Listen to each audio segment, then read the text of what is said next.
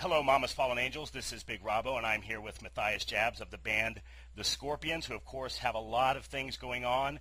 A new album, which is getting great reviews from both the critics and the fans.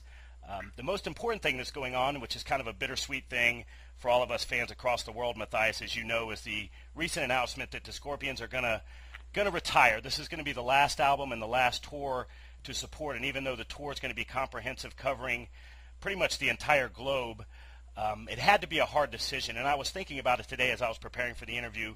As hard as it is for a band to prepare for a new album and a new tour, it has to be equally as hard to decide to call it quit after so many years. Was that something that the band came up with together, Matthias, or something that kind of just has been building throughout the course of time? No, actually, the decision, the unanimous decision, was made after the recordings for the last album, for Sting in the Tail. Mm-hmm. So the recordings were done. We were just in the mixing process, and we all went, "Well, this is, this all went well. It sounds great." And our manager suggested that we should think about calling this our last tour and last album. And then we took our time, but we all decided, yes, that's a good idea, because if we, the last tour around the world lasted about 2.5 years, so let's assume this one takes at least as long, so maybe even 3 years. So then we are in 2012, late summer maybe. So that this, is probably a good idea. My friends Klaus and Rudolf are over 60. Klaus just had birthday. He turned 62 now. And then 3 years from now, 65. It's not too old, by all means. But to then go back in the studio, start a new album, and let's assume this takes a year, and then another world tour. Then they're at the late 60s. And we just decided, to finish at a high note, so to speak, so that our fans will always remember us as a great live band that is physically in great shape, and we are not exactly a blues band that can sit on the bar stool and play Rivers 88. We are running around, jumping around, and we want to be remembered as that. Right. And as being a sports fan, like many of the members of the Scorpions are, as we are here, we thought about that because you see so many folks in music and in any form of entertainment. I think sports and music particularly, but you see people that hold on a little bit too long, and that had to figure a lot into the decision, I'm sure. Absolutely. Yes. There are a few bad examples, and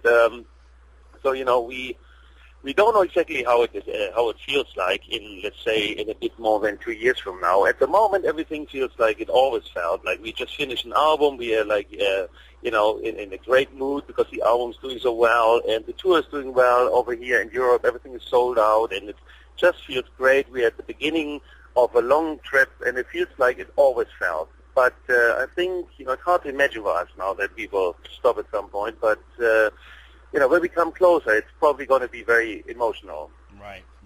Want to talk a little bit about Sting in the Tail, Matthias, and that's an album that came out after the Humanity Hour 1 was released, and after that stellar album, not talking about Sting in the Tail right now, which is excellent, but going back to the Humanity album, a lot of Scorpions fans, myself included, were looking forward to and thought that there might be a Humanity Hour 2. Was there ever any recordings geared that way, or after the Humanity album came out and the band had decided about the retirement, was it strictly the recordings for Sting in the Tail, or was there a crossover? No, not really. I mean, the Humanity Hour 1, this Hour 1, and the whole Humanity concept was created by, more or less, mostly by Desmond Child, and the songs were written with all kinds of people who are writing with his songwriter team. And but the basic idea, Hour 1 doesn't mean Episode 1. Right. It doesn't mean that there's a follow-up. In his opinion, Hour 1 meant the first hour of the humankind.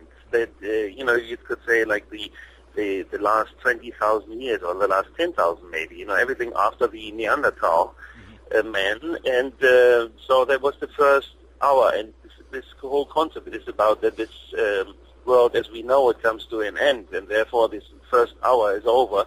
Of course, there could be theoretically an hour 2, but we decided to do a concept album is good, but it felt more, without knowing that this would be the last album, felt more, let's do what we do best, basically. The Scorpion signature sound, I believe, has been created in the early 80s with like Blackout and Love at First Sting. Right. And if we ask our fans, which we did, what are your favorite albums, like 99% answered Blackout and Love at First Sting. So I think it wasn't that intentional, but a little bit with Sting on the Tail to go back to our signature sound. And that's, I think, why